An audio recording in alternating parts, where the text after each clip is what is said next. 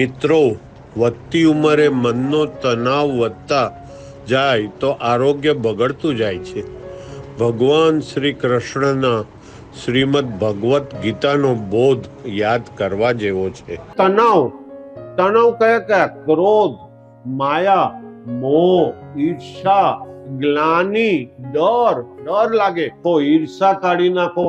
મારી વહુ તો કેટલા ઘરેણા લાવી. અમારા જમાનામાં તો સોનું લેતા જ નહોતા, પણ બાપા એ જમાનો અલગ હતો, આ બધું અલગ આવી ગયું. હવે કોઈ પ્રકારની ઈર્ષા કામની જ નથી, કોઈ પ્રકારનો ડર નહીં, કોઈ ગ્લાની નહીં, કોઈ દુઃખ નહીં. જે થઈ રહ્યું છે એ સારું થઈ રહ્યું છે, જે થવાનું છે એ સારું જ થશે. ભગવાન શ્રી કૃષ્ણ અર્જુનને કહે છે.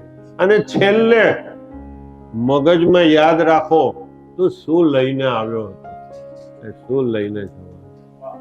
જોરદાર તાળીઓ પાડો. આજ તમારો હું ડાક્ટર તરીકે હું કોઈ મોટો સંન્યાસી થઈને નથી આવ્યો, હું કોઈ સંન્યાસી નથી. ડાક્ટર તરીકે તમારો ડર કાઢી રહ્યો. ડર નહીં રહે. તમે શું લઈને આપણને એમ થાય, મારો બંગલો છોકરાએ લઈ લીધો, મને વૃદ્ધાશ્રમમાં મોકલી આપ્યો. અરે બાપા, હવે છોકરાને આમે જવાનું છે તો હવે અત્યારે જાય. હંમેશા એક વસ્તુ યાદ રાખો, જે આજે તમારું છે એ કાલે કોઈ બીજાનું થવાનું છે. પરિવર્તન સંસારનો નિયમ છે, આ યાદ રાખો.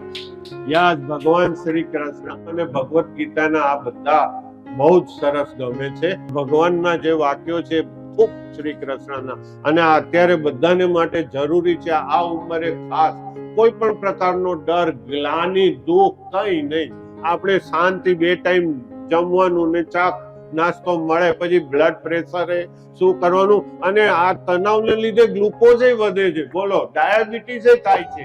આ તણાવને લીધે ઊંઘ બી નથી આવતી. તો આ તણાવ શું કામનું?